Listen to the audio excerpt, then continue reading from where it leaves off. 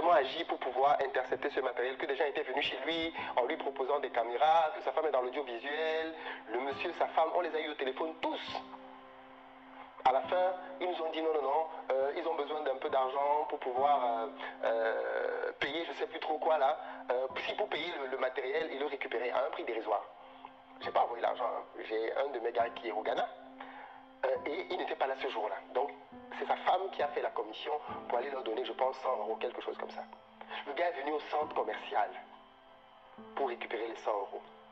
Il était en voiture. Un visage découvert. On lui a donné les 100 euros en attendant que le monsieur qui devait venir... En fait, il s'était donné rendez-vous avec l'épouse de mon gars, ça, le monsieur qui était supposé me donner un coup de main, et le voleur. Il s'était donné rendez-vous au centre commercial, donc pour pouvoir faire la transaction. Mais pour que ce soit naturel, il fallait que l'argent vienne bien évidemment de celui avec qui les voleurs avaient déjà discuté plusieurs fois. Donc on lui donne donc l'argent en attendant que le gars arrive. Il va aux toilettes pour faire pipi, il laisse sur la table ses effets, il n'est plus jamais revenu. Pour 100 euros. À visage découvert. Soi-disant, il venait pour nous aider dans une situation de vol qu'on subissait. Il venait lui aussi pour voler par-dessus tout. Voilà la réalité. Des gens qui sont dans des bureaux, qui roulent dans des voitures, volent. Le vol, ça touche tous les étages. Personne n'est épargné. Peu importe son statut social, il vole. Et je pense que c'est aussi parce que nous volons autant que nous supportons finalement la corruption de nos élites. Si la corruption de nos élites ne nous choque pas tant que ça, c'est parce que nous-mêmes nous volons. C'est parce que nous-mêmes nous trichons. Et donc nous savons que ce qu'ils font là, si on nous met à leur place, on va faire la même chose.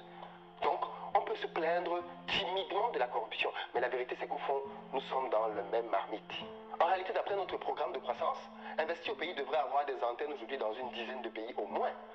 Au moins, on devrait déjà être au Burkina, au Mali, en Guinée, au Tchad, au Bénin, à Madagascar, dans la plupart. Avec la sueur de mon front que j'ai pu avoir tout ça aujourd'hui, je ne suis pas allé voir des gens, je ne suis pas rentré dans des sectes. Et ça fait mal. Ça fait surtout mal quand on revient en Afrique pour investir, pour donner de la dignité aux gens et pour vraiment empower, pour donner du pouvoir aux gens, de l'argent et tout, et que cela arrive. Vous comprenez, c'est que c'est peut-être des gens qui veulent avoir, qui veulent porter atteinte à ma personne. Vous comprenez, c'est peut-être des gens qui sont dérangés par ce que je fais, par les vidéos que je fais, ou tout simplement des gens par jalousie, parce que je partage tout ce que je fais, je suis totalement transparent dans tout ce que je fais, donc les gens doivent se dire pourquoi lui et pas moi. Donc je trouve ça un peu compliqué de dire qu'on revient dans nos pays, pour vivre dans nos pays, et de devoir avoir des gardes corps tout le temps. Le pire, c'est que je ne suis même pas à 5% de la vision que moi j'ai pour l'Afrique, de ce pourquoi je suis rentré.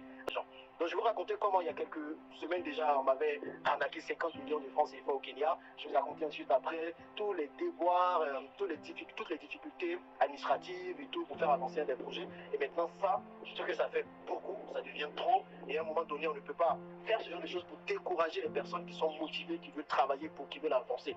Donc on a l'impression que quand on veut bosser en Afrique, je ne veux pas généraliser, mais c'est une réalité. Quand on veut bosser, quand on veut travailler, quand on veut faire avancer les choses, on peut déranger à un certain moment. Et ça, c'est compliqué. Mais ne pensez pas que si c'est des personnes qui veulent m'intimider, ce sont des personnes qui sont dérangées par ce que je fais, ça ne va pas m'intimider. Ça montre encore que la cause que je suis en train de défendre, qui est d'investir en Afrique, qui est de prendre ce qui nous appartient, est une cause très importante. Et si des personnes veulent juste m'intimider pour ne pas que j'en parle davantage, que je sois transparent, alors j'ai envie de dire que ces personnes ont échoué. Parce que là maintenant, c'est là que je vais partager tout quoi. C'est là maintenant que je vais vraiment montrer tout ce qu'on peut faire, voilà, tout ce qu'on peut faire en Afrique. Et dans le sac, ce qu'il y avait à l'intérieur, si je vous dis, vous allez attraper votre tête, j'avais mon ordinateur, mon MacBook Pro, où il y avait tout ce que je faisais, tous mes projets à Dubaï, au Kenya, en Côte d'Ivoire, tout était dedans. Il y avait mes passeports, il y avait de l'argent, je ne vais même pas vous dire le montant, sinon d'autres vont venir encore m'agresser. Donc il y avait tout ça dedans, et tout ça est parti. C'est parti en fumée.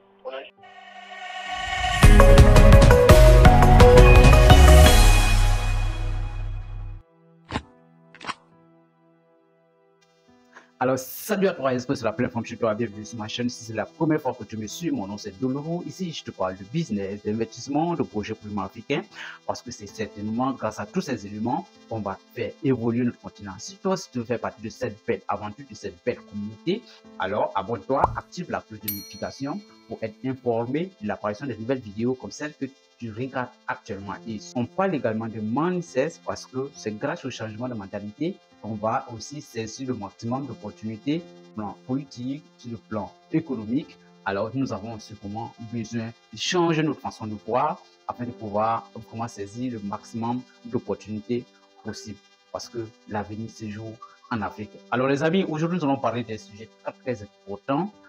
Pendant que nous chassons les États-Unis, la France, nous accusons du tout, du vol et du pillage de nos ressources. Il faut reconnaître qu'en réalité, les plus grands voleurs se trouvent parmi nous. Les plus grands voleurs, les plus grands pilleurs, en réalité, sont nous-mêmes, nos confrères.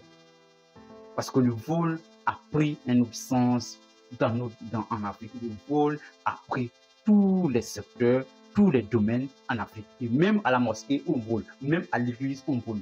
Vous vous rendez compte que le plus grand entrepreneur d'Afrique, Dangote, a viré tous les Nigériens, les postes clés de ce business, les postes clés de ces entreprises. Ce qui s'est passé, c'est que il a découvert, il a découvert un réseau de vol au sein de son entreprise qui avait tellement pris de l'ampleur jusqu'à atteindre le directeur financier de l'entreprise. Vous vous rendez compte? Un vol qui atteint le directeur, celui-là même qui gère les finances de l'entreprise. Est-ce qu'on peut accepter ça? Est-ce qu'on peut faire ça à une entreprise qui emploie plus de des milliers de personnes sur le continent? Alors, il a donc décidé de virer tout le monde et de tourner vers les Indiens. Alors, lorsque vous regardez bien aux alentours des affaires de Dangote, les plus grands postes clés sont détenus par les Indiens. Malgré que le recrutement d'un Indien coûte plus cher, parce que non seulement il va faire son passeport, l'envoyer en Afrique, le loger, donner des primes de logement, de transport, son véhicule de service et tout ça, malgré ça, il se rend compte que ce dernier fait rentrer quotidiennement, voire même mensuellement, plus d'argent que lorsqu'il recrute un Africain moins cher.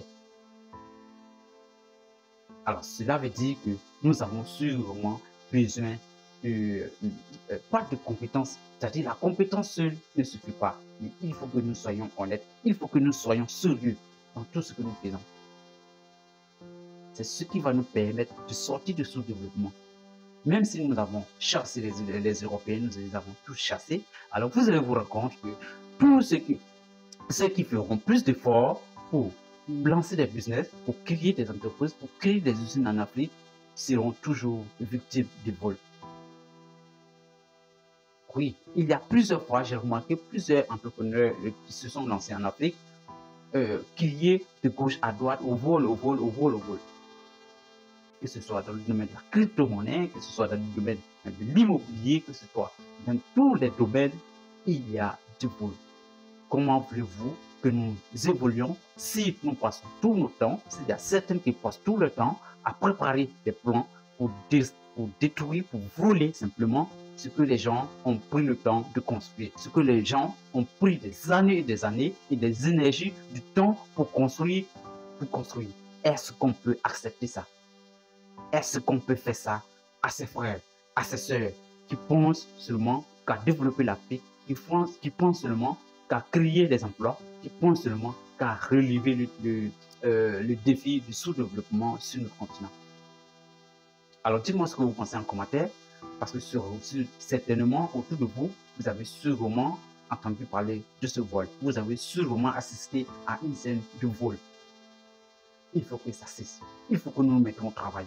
Il faut que nous utilisons notre intelligence, notre compétence, nos compétences et travailler à fond pour faire avancer notre continent. J'espère que la vidéo vous a plu.